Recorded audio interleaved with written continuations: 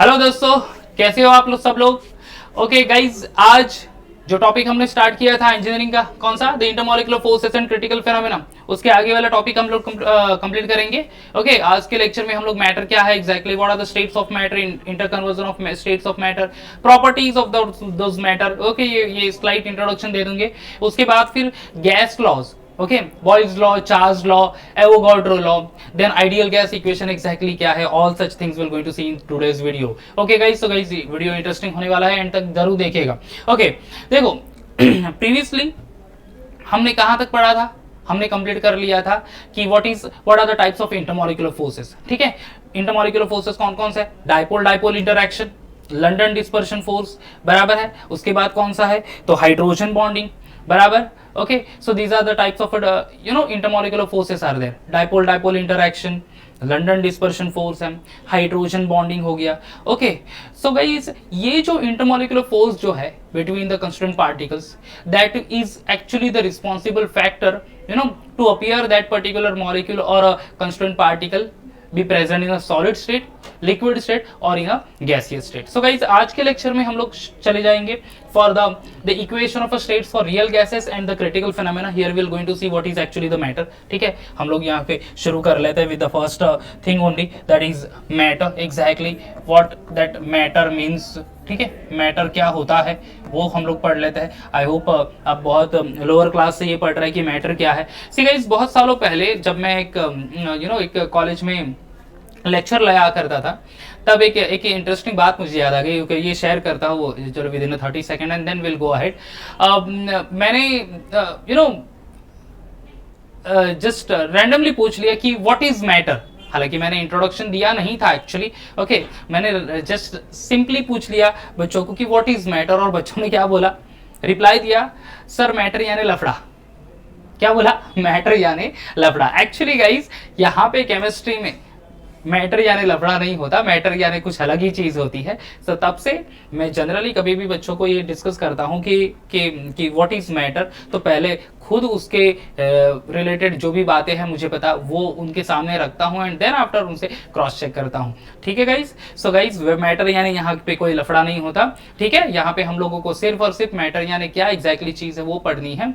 Matter यानी क्या है guys, matter means the things which do occupy mass and have means have mass and occupy the space, that is called matter. ठीक है, matter क्या है, have mass and occupy space of the universe, that is called to be matter. Correct, जो भी ऐसी चीज जो कि जिसको कुछ मास होगा, ठीक है, और वो कुछ एरिया ऑक्यूपाई कर रहा होगा, तो उसको हम लोग मैटर कहेंगे। अब मैटर कौन से स्टेट में मिलेगा, eight normal temperature and pressure. The matter exist in solid state, matter exist in solid state, matter exist in liquid state, matter exist in gaseous state, matter exist in gas state. तो ये तीन states of matter है, solid, liquid and gas. तो ये तो हमें सबको ही पता ही है, एक्चुअली लोअर क्लास से हम लोग ये पढ़ रहे हैं। बट क्यों मैटर एग्जिस्ट होता है in a solid state, why matter present in a liquid state, और why matter present in a gaseous state, ये आज के वीडियो में इंटरेस्टिंग फैक्टर हम लोग लर्न करेंगे। ठीक है, सॉलिड सब्सटेंस पता ही है हमें, अगर मैं ले लूं तो अपना मोबाइल फोन सॉलिड का है। ठीक है, अब ये पेन जो है सॉलिड से बनी हुई है। ठीक है, अगर मैं कॉमन सॉल्ट लूं तो वो सॉलिड स्टेट में होता है, वाटर है तो लिक्विड स्टेट में होता है eight normal temperature and pressure.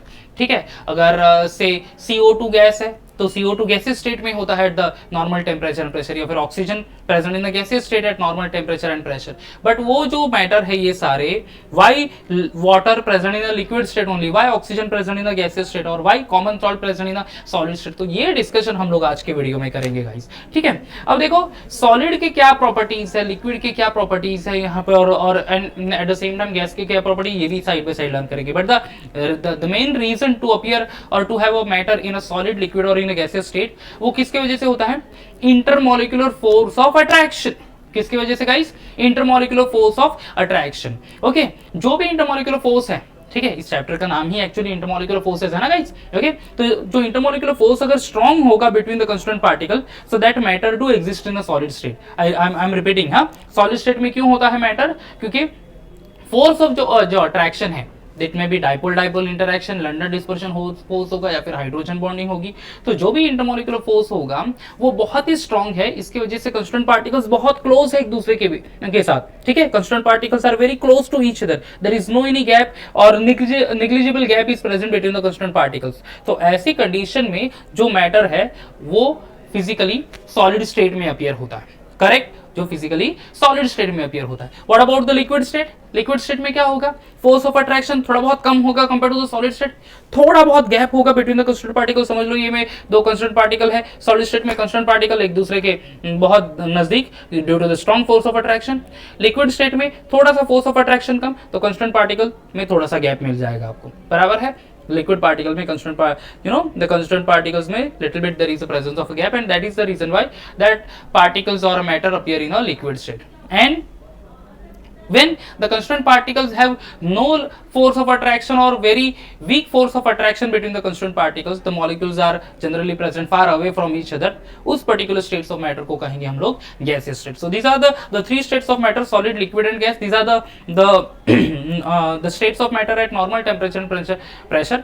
उससे अलावा भी दो states होते हैं guys, एक तो होता है plasma state और दूसरा होता है Bose-Einstein condensate, ठीक है। तो टोटल एक्चुअली मैटर के 5 states होते हैं, solid, liquid, gas, plasma and the fifth one is Bose Einstein condensate, बराबर है। But normal temperature and pressure पे यही 3 स्टेट्स ऑफ मैटर एग्जिस्ट करते हैं, इसीलिए हम लोग बोलते हैं कि मैटर एग्जिस्ट इन 3 स्टेट्स। समझ में आ गया? ओके, तो सॉलिड क्यों है? फोर्स ऑफ अट्रैक्शन बहुत ज्यादा। लिक्विड क्यों? थोड़ा बहुत कम, पार्टिकल थोड़े से दूर। एंड गैसियस स्टेट में क्यों होता है मैटर? क्योंकि very weak force of attraction है, फिर no force of attraction between the constituent particle, molecules are remain far away from each other, that matter exists in a gaseous state। समझ में आ गया? ओके, चलो तो अभी प्रॉपर्टीज पढ़ लेते हैं कि क्या है एग्जैक्टली सॉलिड, क्या है प्रॉपर्टी गैस की, क्या है लिक्विड की, और उसके बाद फिर number of different gas laws हमें लर्न कर रहे हैं गाइस। ओके चलो, so will go for the first part that is solid component, ठीक है। सॉलिड कंपोनेंट में क्या क्या प्रॉपर्टीज है? Okay then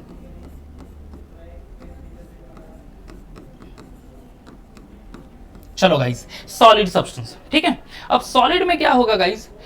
In the solid substance, the molecules are rigidly bound in a crystal lattice. ठीक है, molecules क्या हैं? Very rigidly bound in a crystal lattice. Okay, I'll write the first point over here. Here, the molecules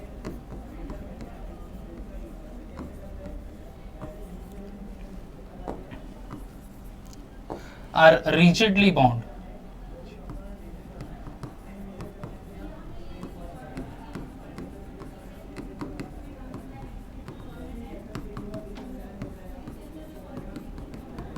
In a crystal lattice, ठीक है। So molecules are very closely bound to each other due to the strong force of attraction, okay, in a solid state substance only, बराबर है।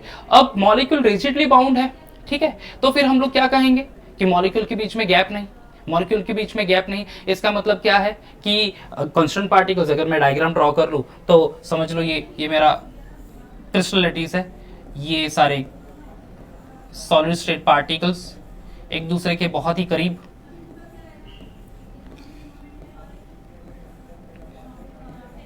Okay. अब देख लो तो एक दूसरे के बहुत करीब है कंस्टिट्यूएंट पार्टिकल्स, एक बार वो पोजीशन एक्वायर कर लेगा, so there will be no movement of that constituent particles in a solid state only. So simply in a solid state the constituent particles have no freedom of movement, ठीक है। Constituent particles क्या है, उनको कुछ freedom नहीं रहता कि ये ए प्लेस से यहाँ पे चले जाएगा, यहाँ से प्लेस पे, शायद वो फ्रीडम मिल जाएगी लिक्विड स्टेट में या फिर गैसेस स्टेट में, ठीक है। सो द सेकंड पार्टिकल और second property will write over here that the molecules have no freedom of movement over here, ठीक है। They have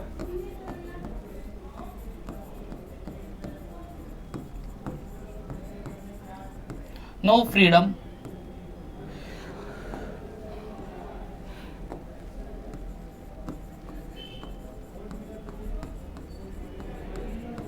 no freedom of movement, okay, the molecule will be having no freedom of movement over there, ठीक है। and due to that no freedom of movement, यानी once the constituent particle acquire the position in the crystal lattice in a solid state, okay, that position will be fixed over there। position एक बार acquire कर रही तो वो position fix हो जाएगी until and unless हमने कुछ external forces या फिर external energy कुछ उसको सप्लाई ना करे तब तक, बराबर है। सो देखो, पहला तो द मॉलिक्यूल यहाँ पे रिजिडली बाउंड है क्योंकि स्ट्रॉन्ग फोर्स ऑफ अट्रैक्शन है। यहाँ पे मॉलिक्यूल को कोई फ्रीडम नहीं है कि वो मूव कर सके, and due to that reason only these are the substance that is solid substance.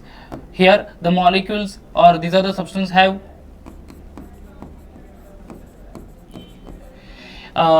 we can say fixed shape as well as or a definite shape and volume.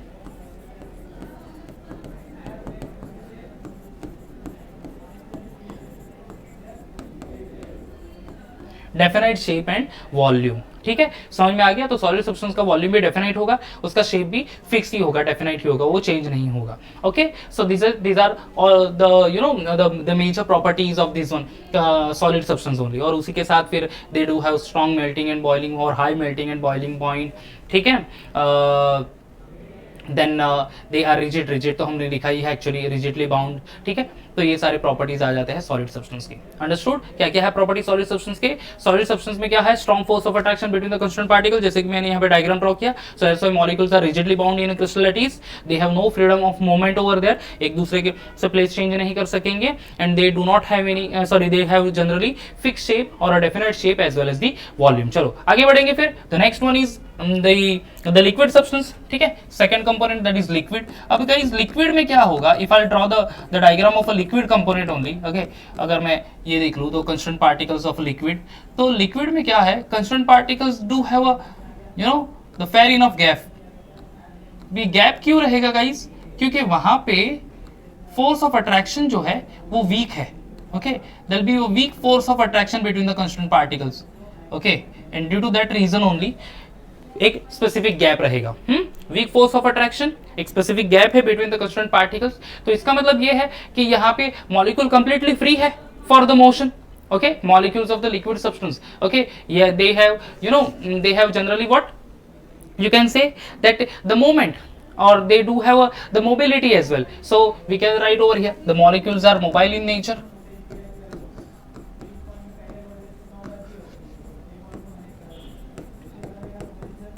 Mobile over here, क्योंकि easily एक यहाँ जगह से दूसरी जगह पे वो place change कर सकते हैं, एक दूसरे से दूसरी जगह पे माइग्रेट हो सकते हैं due to that little bit weak force of attraction between the constant particles of a liquid state only.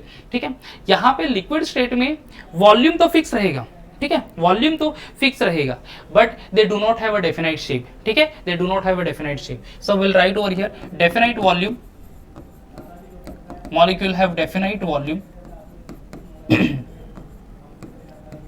but do not have definite shape, but do not have definite shape। okay guys, अगर मैं example ले लूं, चलो ये water bottle ले लेता हूं, ठीक है, if I take this water bottle only. अब मैंने यहाँ पे वाटर डाल दिया 1 लीटर वाटर, ठीक है, चलो ये 1 लीटर की वाटर बॉटल है। ओके, अब यहाँ पे वाटर बॉटल मैंने रख दिया 1 लीटर की है ये पूरी, तो अगर मैं इसको अच्छे से बंद कर लेता हूँ तो that volume of that water will remain 1 litre only, बराबर है, बट शेप शायद से चेंज होगा। समझो कि ये मेरी वाटर बॉटल भी 1 लीटर की है, ठीक है, अब इसमें मैंने वाटर डाल दिया, अब दोनों में शेप चेंज हो जाएगा, तो शेप तो कुछ फिक्स नहीं रहेगा, they do not have a definite shape, but volume will be fixed only। okay, volume वहां पे क्या रहेगा? फिक्स रहेगा। and generally हम लोग कह सकते हैं कि the molecules of liquid generally contain the shape of the container। okay, they do contain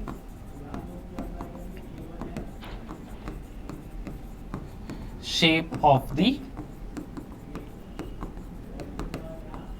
container. Okay, container का शेप उनको मिल जाएगा। अंडरस्टूड? क्लियर हो गया? तो देखो constant particles में little bit gap due to weak force of attraction, that's why the molecules are mobile in nature।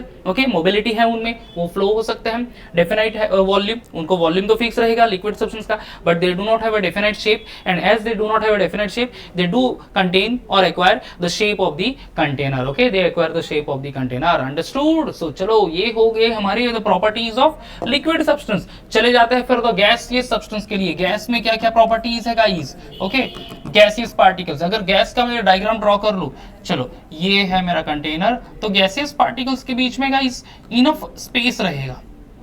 Okay, between the gaseous particles there will be enough space, enough space, एक बड़ा gap रहेगा between the constant particles of a gaseous substance, and that's why we used to say that the molecules of a gaseous substance or a gaseous states will be completely free in motion। ठीक है, here the molecules are sorry, completely free in motion. Okay, completely free in motion, वो आराम से randomly you know sorry motion कर सकता है, movement कर सकते हैं. They do have a good movement due to that very weak force of attraction और negligible force of attraction between the constant particles. Okay, यहाँ पे कोई बाउंड्री सरफेस नहीं है. Okay, liquid sorry gaseous state में there will be a no you know bounding surface as well. Okay, तो यहाँ पे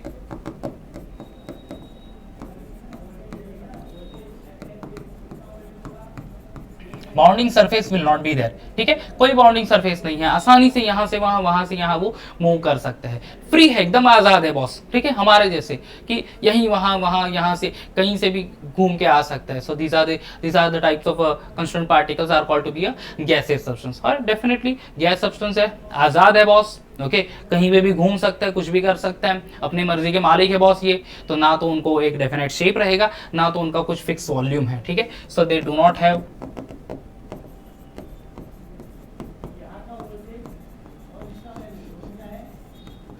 डेफिनाइट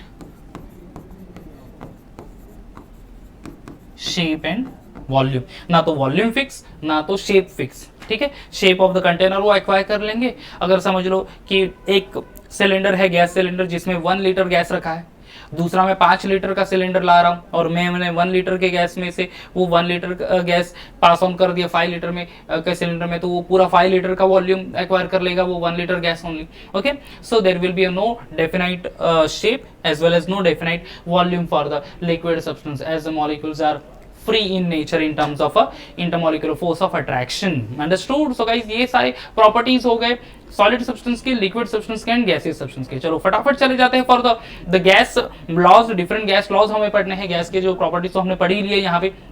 तो गैस लॉज के यहाँ से 3 लॉज पढ़ लेंगे हम लोग. ये इंपॉर्टेंट है गाइस, 2 मार्क के लिए एग्जाम में क्वेश्चन आएगा शायद से. Okay, Boyle's law, Charles law and the Avogadro law. तो फटाफट चले जाते हैं for the gas law. Okay,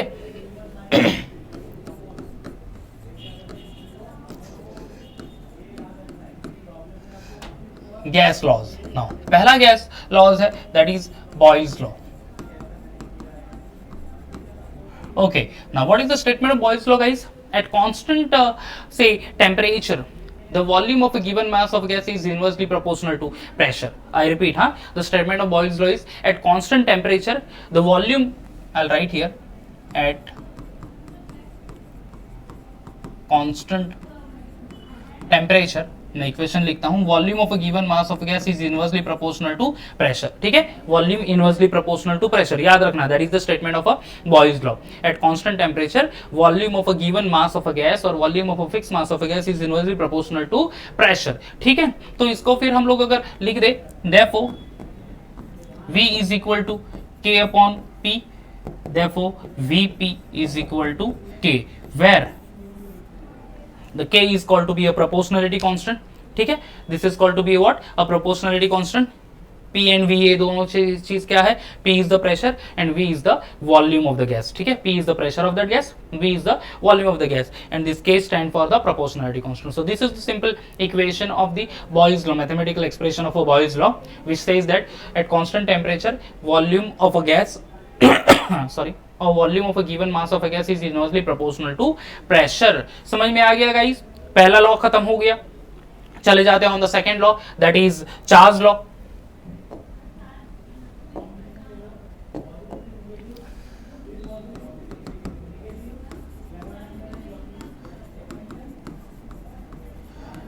Charles law. Charles law, this law is related with the volume and the temperature. So this law says that at constant pressure the volume of a given mass of a gas is directly proportional to temperature. ठीक है, I'll write here at constant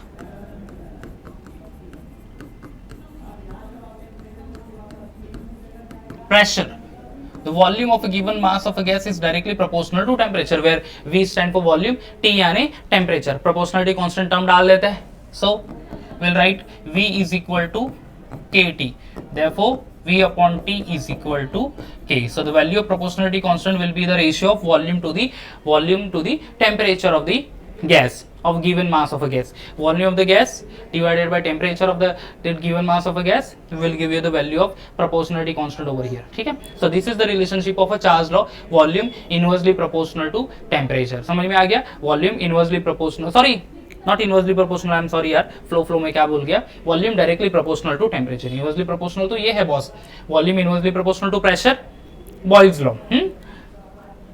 Charles law, volume directly proportional to temperature. Okay, volume directly proportional to temperature. Okay, then third law है Avogadro law. चलो तीसरा law भी पढ़ लेते हैं फटाफट. The third one, that is Avogadro law.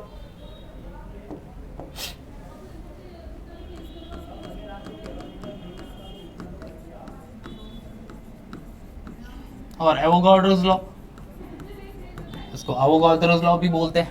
Okay, चलो Avogadro law क्या है? This is the relationship of volume to the number of moles. So it says that at constant temperature and pressure, volume of a given mass of a gas is directly proportional to number of moles. ठीक है? At constant temperature and pressure.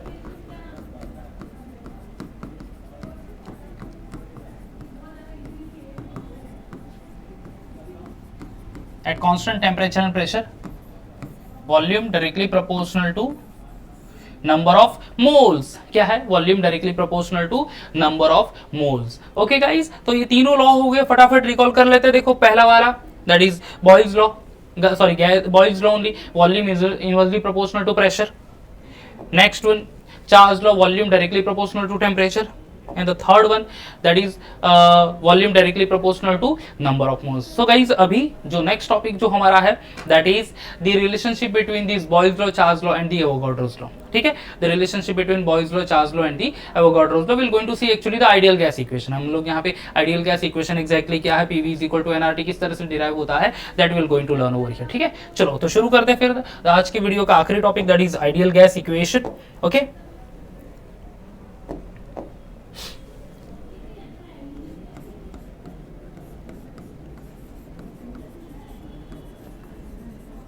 Ideal gas equation.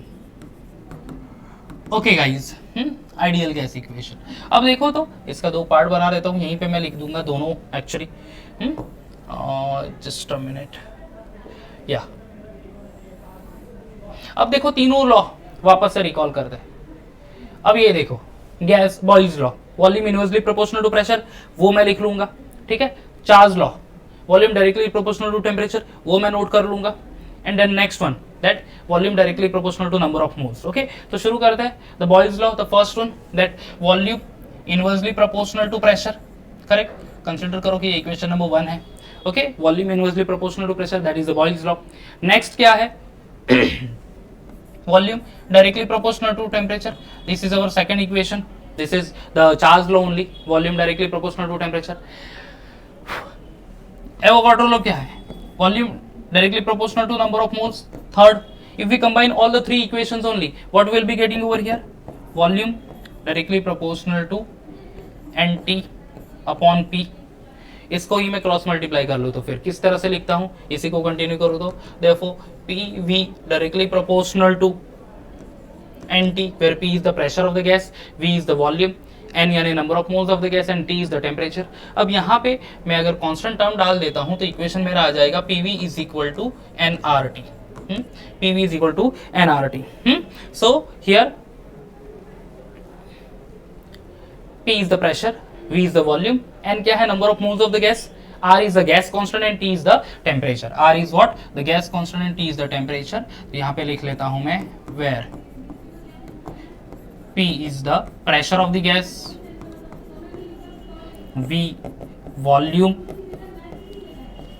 and number of moles, T temperature,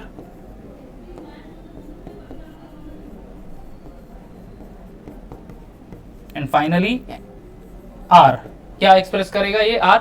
That is constant. The value of R is exactly equal to K actually. तो यहाँ पे K के place पे हमने R लिखा है. Okay, R is called as a gas constant जिसकी value है 8.314 जूल पर केल्विन पर मोल. मैं फिर 0.08215 litre atmosphere per kelvin per mole. Understood? So this is all about the ideal gas equation guys. Okay, ये पूरा ये इसको PV is equal to NRT इसको बोलते हैं ideal gas equation is a combination of Boyle's law, Charles law and the Avogadro's law. समझ में आ गया गाइस क्या क्या पढ़े हम आज की वीडियो में? Let's see. पहले तो स्टार्ट किया मैटर क्या है, have same having mass and occupying this one space. Matter exists in three states at normal temperature: solid, liquid and gas, temperature and pressure. Solid में molecules are very close to attached to each other. Liquid they have little bit weak force of attraction, that's why they are mobile in nature. Gas में very weak force of attraction. Correct. Next one is the Boyle's law, volume inversely proportional to pressure. Charles law, volume directly proportional to temperature. Avogadro's the volume directly proportional to number of moles. And finally ideal gas equation, the combination of three laws. The ideal gas equation is PV is equal to nRT. Understood guys? तो यहाँ पे guys video stop करते हैं, next video में एक और नए topic के साथ हम लोग आएंगे, तब तक bye bye and take care.